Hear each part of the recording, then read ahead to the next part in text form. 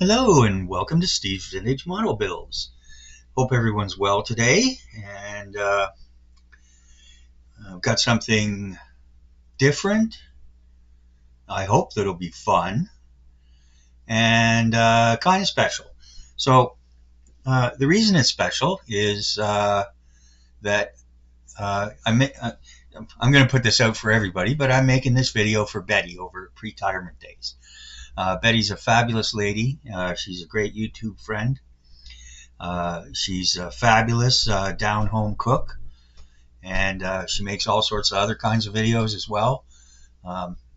She does some really nice videos of her fish, her goldfish, her koi. They have a koi pond outside. They bring them in for the winter and put them in a tank, and so it's like one of those fish videos where you can just watch them swimming around. It's very relaxing. But other things too. Like I said, lots of cooking, lots of good cooking, and so I'll put up an end screen to her channel, so that if you're so inclined, you can go check that out. So Betty makes videos pretty regularly, but she put out a note the other day that she was taking a bit of a break from making YouTube videos, and so and she's also been kind enough to say that she enjoys watching my videos. So I'm making this one for you, Betty. Okay, so I hope you enjoy it, dear. And the reason it's different, oh, and say hi to your husband and your son. Hope both are well. The reason it's a little different is that what I'm going to do today is we're going to take a look at two kits. We've got this kit, the Mitsubishi A6M2 Zero Fire 148 from Tamiya. And we have this one, Mitsubishi A6M5c Zero Fighter from Tamiya. So the story is that I ordered the Kurogane and Dyna. Where is it? Where's the Dyna kit? Where are you, Dyna? Here you are. I had ordered this kit from a vendor, and a reputable vendor. I've dealt with them before. And when I got the package, this was inside. So anyway, so I contacted Amazon or contacted them through Amazon, whatever I did. And they came back, and they were, they responded promptly. I think it was the next day or overnight, whatever the case was. And they said, "Oh, we're really sorry. Somebody made a mistake when they were inputting the code or whatever into Amazon. So they were like, sorry, we don't even have this kit." And it was just a staff mistake, and we're really sorry, and here's your full refund. And so can't complain about that. So anyway, so I've ended up with two Tamiya Zeros, both the same scale. And this one, obviously, is shrink wrapped, and this one was the usual, just Tamiya masking tape. I don't know if this is aftermarket shrink wrap or not. Tamiya doesn't usually shrink wrap their stuff, except on maybe the really higher end things. But in any case, this is the way it is. So when I got it, and I didn't open it and I didn't review it because it was in the cellophane. And this one, I don't think I reviewed it because it was a pretty basic kit. And I'm sure everybody's seen. There's just a gazillion videos out there of the Mitsubishi Zero. So anyways, yeah, I couldn't find a review where I did it. I might have quickly gone through it when I was doing something else. But anyways, so this kit cost, you see here,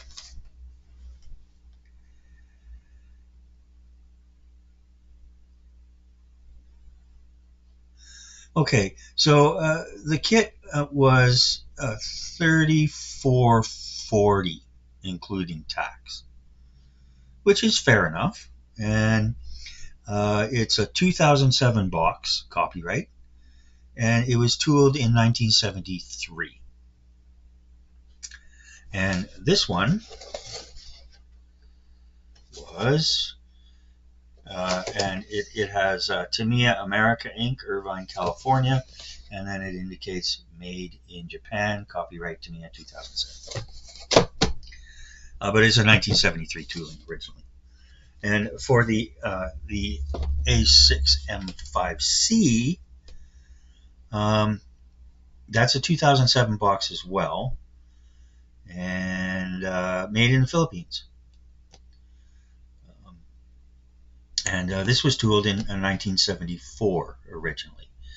Now, I couldn't find, I just quickly looked on Amazon, and the only one I could find for this was $36.98 plus tax Canadian.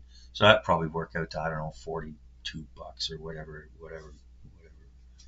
the extortion we have to pay. But that kit also included 6 figures, 5 ground type people, and one seated pilot. I think as part of the ground people, there was probably a standing pilot too. But anyways, we'll get into all of that.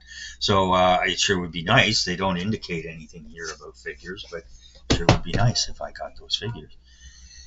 Anyways, so I thought it would be interesting and kind of fun to compare the two kits. And so I'm gonna open this. Drum roll, please.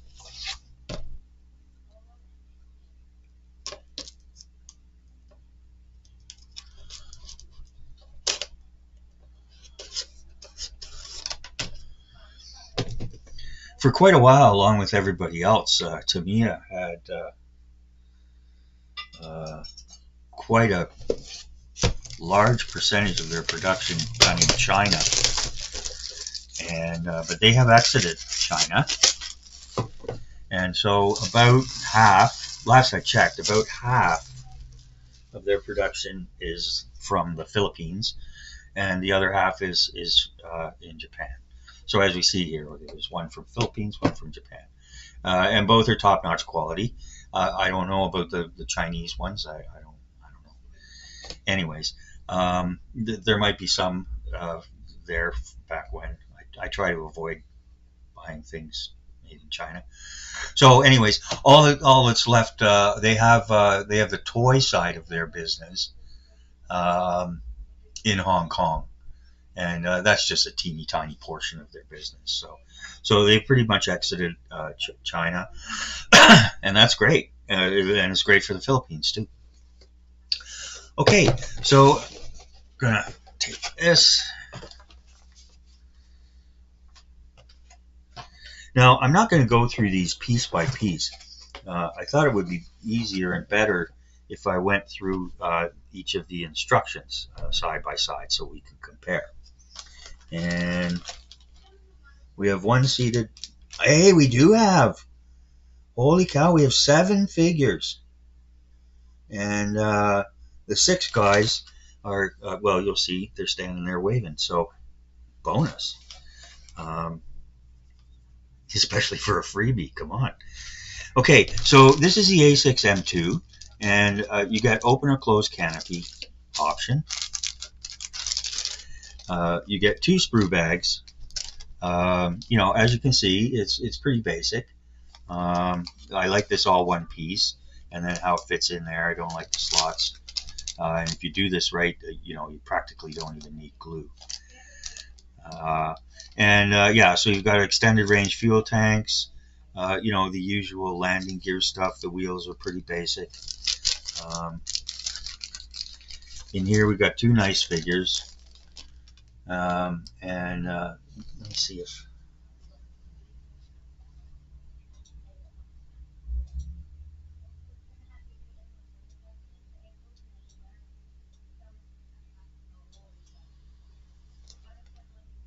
Can you see those? Very nicely detailed, both a seated and a standing pilot. So, you know, I always say, those figures, if you buy those figures separate, you're probably going to pay $5-6 anyways. And I've seen them around $10-11, like $40 for a 4-thing set. And I guess I did review this. I don't know where it went. Anyway, so yeah, so I did a flyer on it. Maybe I was going to start to do it, and then I didn't. Then you get a nice variety of decals. It's a zero. And this too, this is a very nice touch here. You don't get this usually with the lower cost kits, but there's a very nice glossy color, whatever you call it.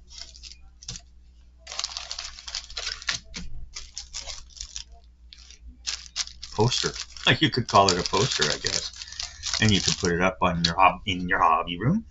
Okay, so that's that one as far as that goes. And obviously,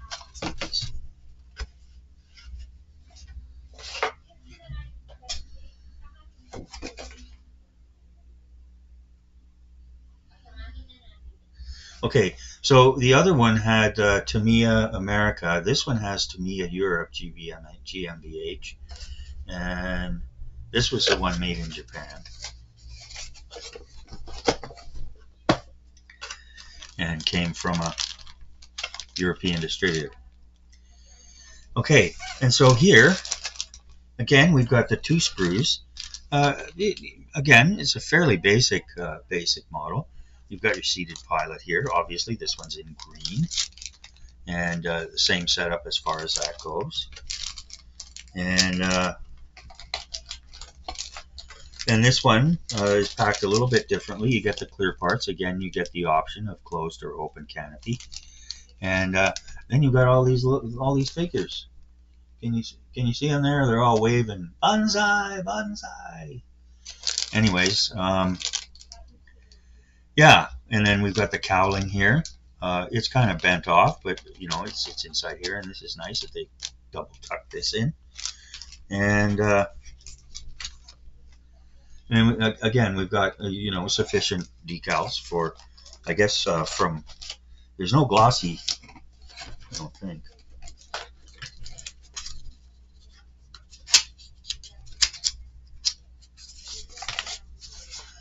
No, there's no glossy little poster there. Okay, so that goes there, that goes there. Basic kits, nothing super complicated. Just about what you'd expect from Tamiya from the especially the early 70s. But yeah, decent little kits. And for the M5c, we get Japanese and English instructions. So I use these to practice my reading Japanese. But other people can do what they want. Okay, so we've got both of the instructions here. This one seems to be a little more substantial, but we'll just take a look here and see. And photographs of the completed model kits. And I'll start by reading this one.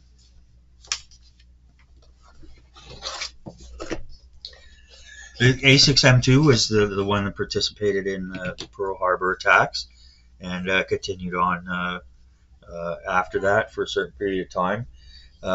They soon found, though, that it was it got far outclassed by the new U.S. fighters that were coming online. So they became obsolete fairly quickly. And then, of course, later in the war, we've got the A6M5s. So I'll read the write-up here. Zero fighter Zeke was the main fighter of the Japanese Navy throughout the Pacific War. The development of this fighter started in 1937 when Mitsubishi design staff, led by Horikoshi Jiro, or Hiro, promised a model that would meet the strict requirements issued by the Japanese Navy for a fighter capable of high speed, excellent maneuverability, long range, superior climbing, and lethal armament. Drastic measures were taken to meet these big demands and lighten the plane as much as possible.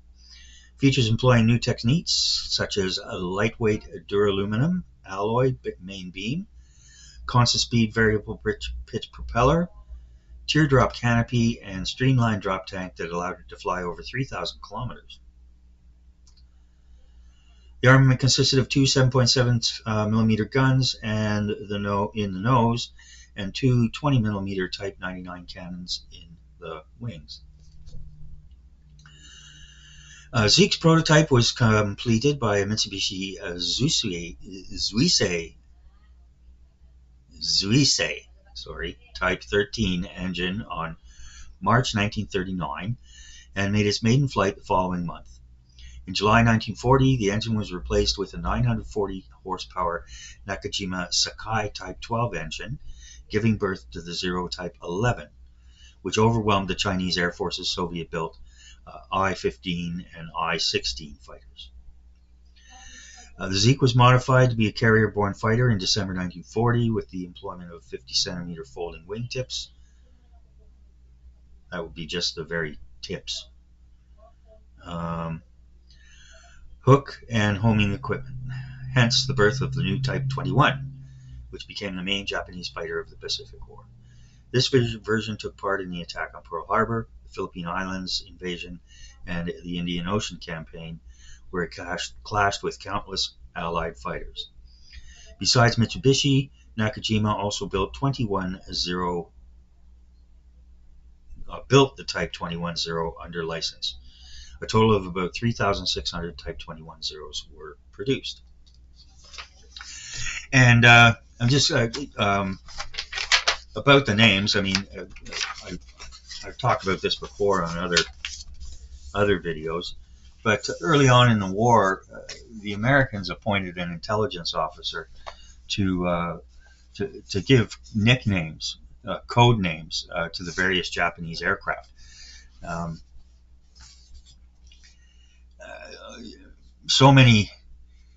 There were so many young recruits coming in, after Pearl Harbor, and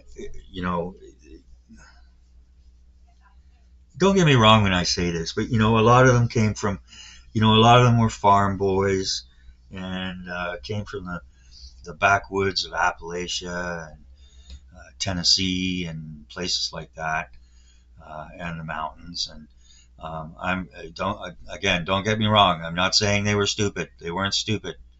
Admiral Nimitz came from, I think it was Omaha, Nebraska, about as far from the ocean as you can get, from a farm.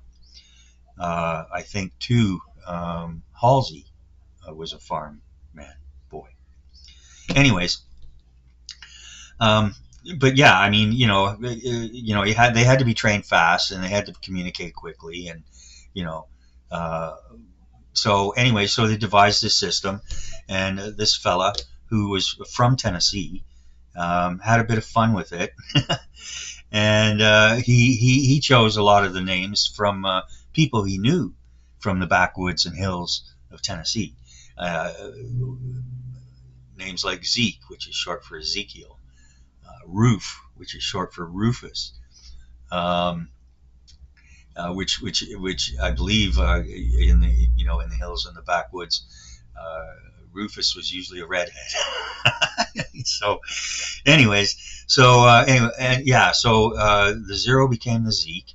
It wasn't always, it didn't all. It just was just a coincidence.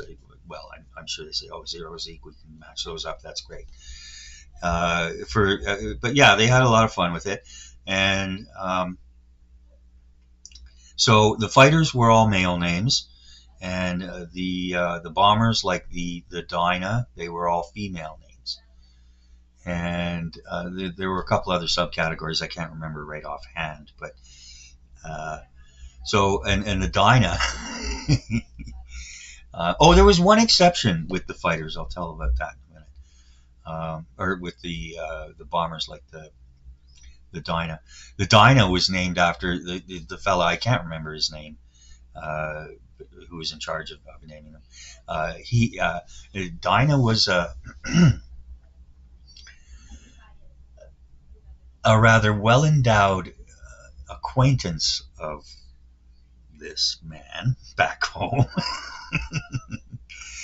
And when he saw those big engines just sticking out there, then he called her Dinah. The only exception was there was a bomber that was nicknamed the Valerie. Now, a lot of people today think of Valerie as a female name, and that's where it's most commonly used, at least in English. Not too long ago, France had a male president named Valéry Giscard d'Estaing. Valerie is actually a Latin word, or it comes from a Latin word, Valerie, and it means warrior. Not just any warrior, but a heroic warrior. And so, in the old days, it was very common to, especially in Europe, to have men named Valerie. And I don't know why, but I guess probably just like today, some couple decided, Valerie's a nice name for a girl, so they named their girl Valerie, and I guess the rest is history. So, anyways, I'm gonna move this off for a minute. Well, more than a minute. Oh, and here I'll show you. You get nice. These is really nicely done coloring, and nice and glossy. And it doesn't mention the figure here. And for those who might be interested, it's catalog number 61016.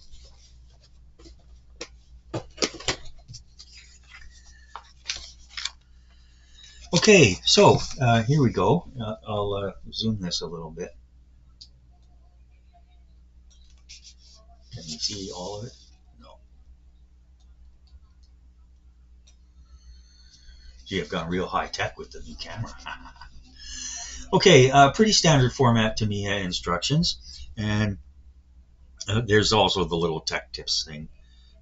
They show you the basic tools, and they always have a cool little figure, pointing at whatever is important. Then they have the paint scheme here, and of course, there's two different versions, so that's one reason there's a lot of. And then there's of course paints you need for the interior cockpit, as well as the pilot. And again, we have a seated or standing pilot. And so we start with the assembly of the cockpit. Fairly basic, no big deal. There's a decal. It doesn't look like it, and I suspect it's just flat. So hopefully the decal will go on well. But if you want to paint your own dials or whatever, you'll have to do that yourself. It's a $35 kit, right? So. And then, if you're going to put the pilot in, put the pilot in. And either way, they show you how to, and this is pretty smart. They don't bother showing you how to paint this guy. They show you how to paint this guy where you can see everything. Half of this shot sitting down. So anyway, they give you the nice detail. And you can see here, there's the webbing in the back, along with all the different straps. So the nice detail. And this engine is, then we have the engine, assembly, the long range tank. This one is the type where the cockpit gets squished in like this, and then the engine and the cowling goes on. Then you follow with the wings.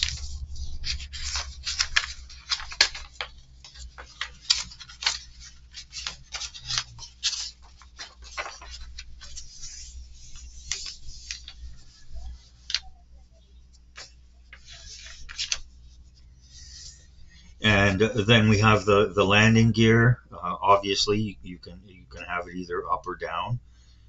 If you want it up, you can tuck them up, and then just put the cover on. If you want them down, whichever way you want.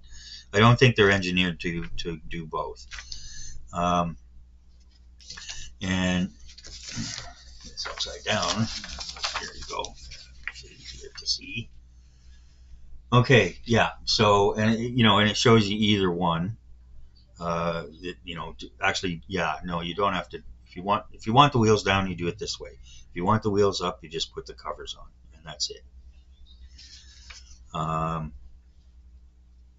then, of course, if you do want the wheels down, they show you how to do that. How to pick that up.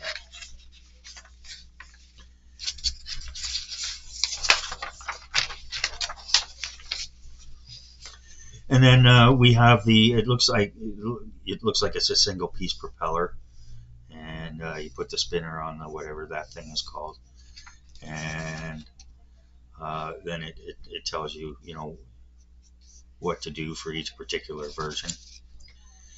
And then of course you've got the open or closed fuselage, and then you put the propeller on. There is a base for the standing figure, and then the very last thing you do is put the pitot on, because if you do it before that, it always gets broken off. And then we've got the decaling for both of the virgins. Do we decal virgins these days? I don't know. Tattoos seem to be all the rage. Yuck, yuck, yuck. Okay, so sorry, Betty. Okay, so yeah, so there you go, and that's that.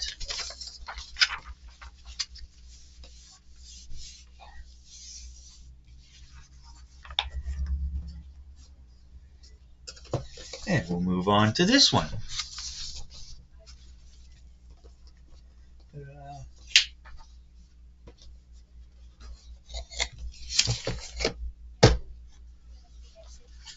Okay, and this one, as I said, this one was made in the Philippines and shrink wrapped.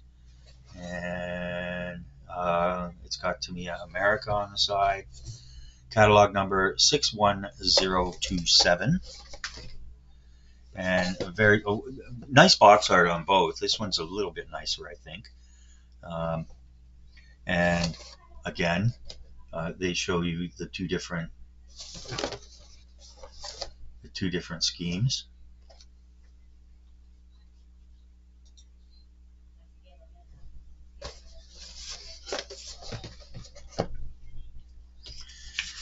And so I'll read the write-up here.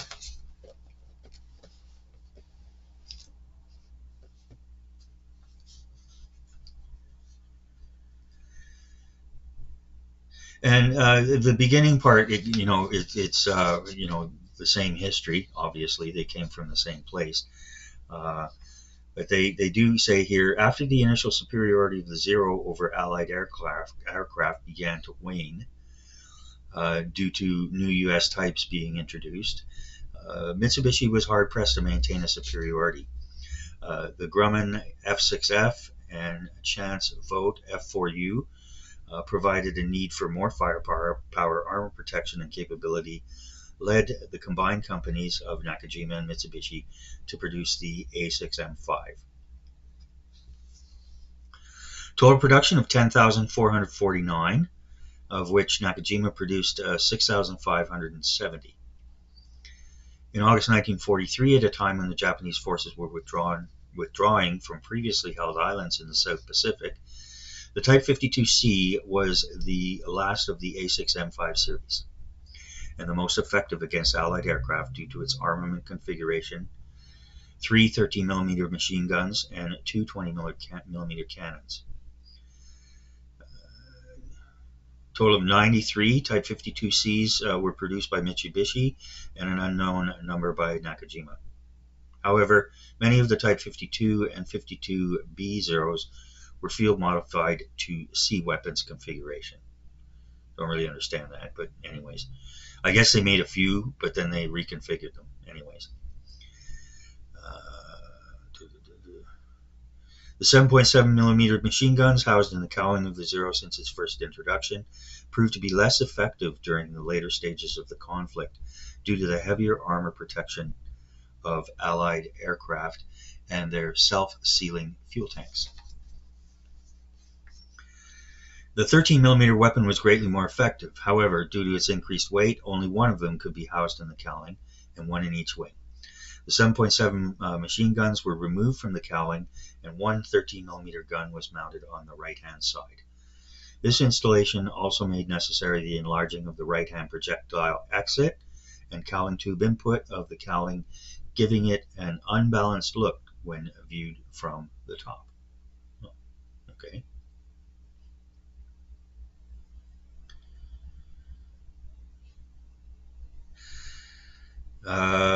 It was powered by a 14-cylinder twin-row Sakai 21 engine, as I mentioned, and and you'll see a bit of the difference when we get into the instructions.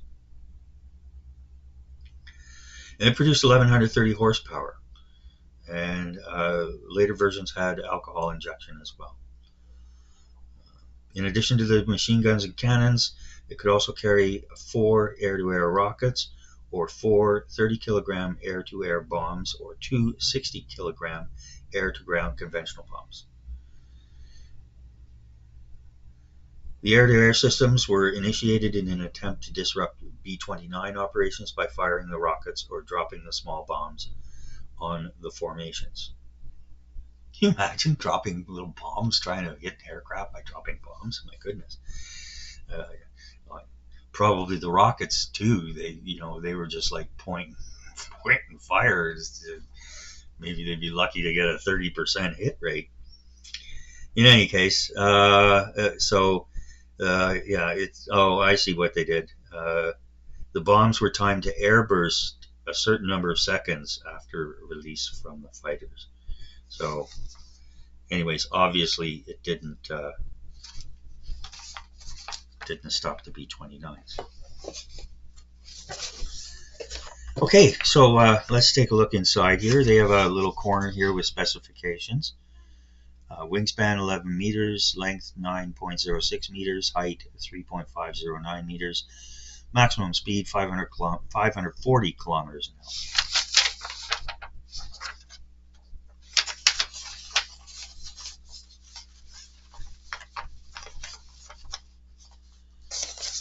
And right off the bat, we can see how this is a little different. Can we see how this is a little different? We're going back to zoom. Yeah.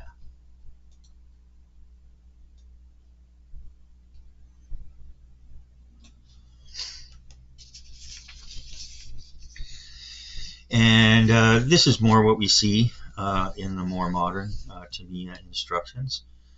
It was only a year later, but anyways, Tamiya, they're always keeping on top of things.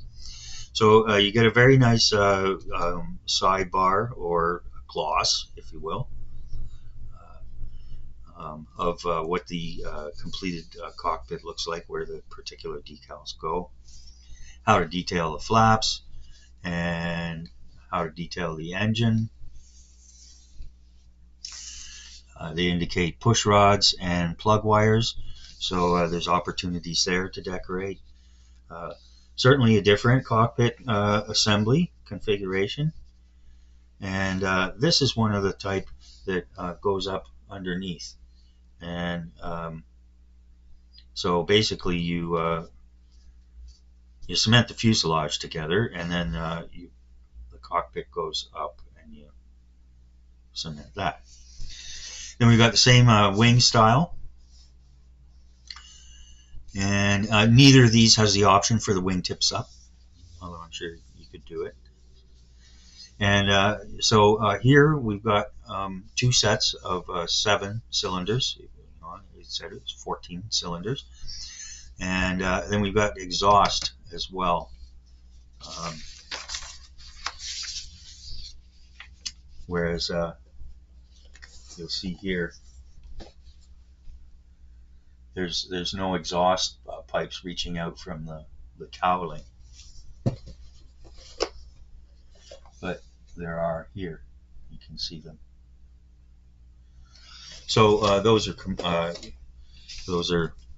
yeah. Even though these seem to be less substantial instructions, we've got the nice sidebars, which is always good, and shows the drop tank assembly, the wheel assemblies. You can see here how the engine looks, and then it goes on to the nose, and then it shows us here the underside, how to put all the doodads underneath, whichever options you're doing.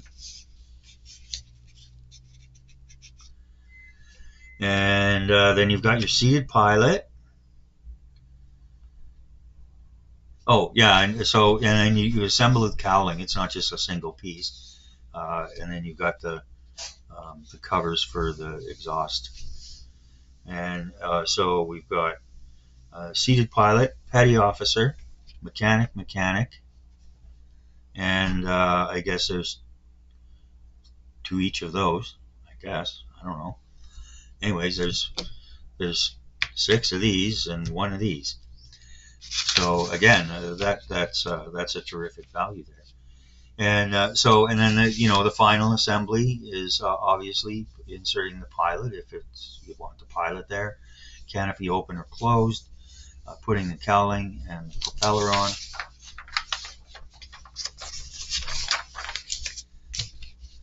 And then we get black and white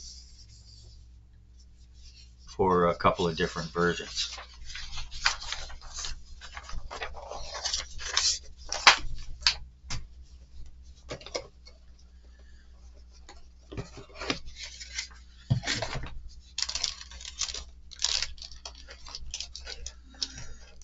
So I'm not going to rate these kits. I can't, I don't remember if I did rate the M2.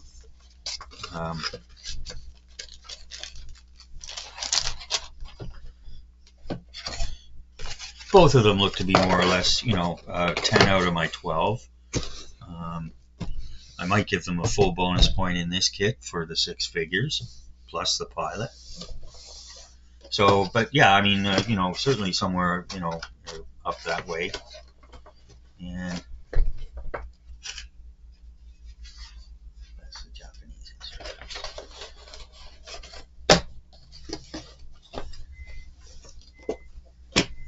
Okay, after that, I need a sip of tea.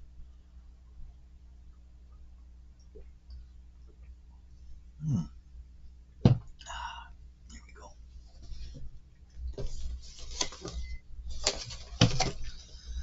Okay, so there it is. So yeah, Betty, I hope you enjoyed it. I hope everybody enjoyed it. And like I said, something a little different. It's you don't, I watch a lot of YouTube stuff, and I don't see a lot of side by side, especially from the same manufacturer. Slightly different versions, but usually if you see comparisons, it's like Edward to Airfix or Tamiya to Ryefield, or whatever it is. So thought it might be fun to compare the two from the same company right around the same tooling time. So thanks for joining me. I hope everyone enjoyed the shoe. And once again, big shout out to Peter Oxley and Peter Goes Rogue. He's got his Spitfire flight that he took the other week. He's done tremendous videos on it. It's certainly worth stopping by. Peter's a great presenter, and he really stepped up with the editing and so forth. He's a great reviewer. He's interesting. He's personable. He's knowledgeable in a variety of subjects. So check out Peter Goes Rogue, and check out Peter Oxley or Peter Oxley's Modeling Lab for kit reviews and builds and stuff. Mostly kit reviews, but he does show some builds. And check out Peter Goes Rogue for all sorts of other interesting and eclectic things. Okay, so once again, that's it. And so hope everybody has a great day or evening, depending on whatever time it is. And we'll be seeing you. Bye now.